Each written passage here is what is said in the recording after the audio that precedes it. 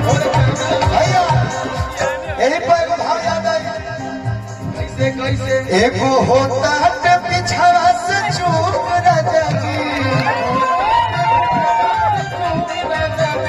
एगो होता है पिछड़ा से चूक राजा जी।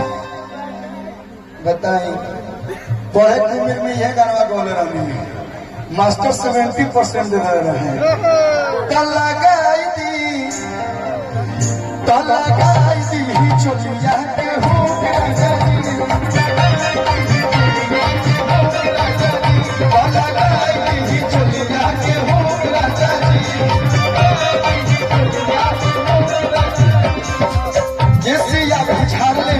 निसार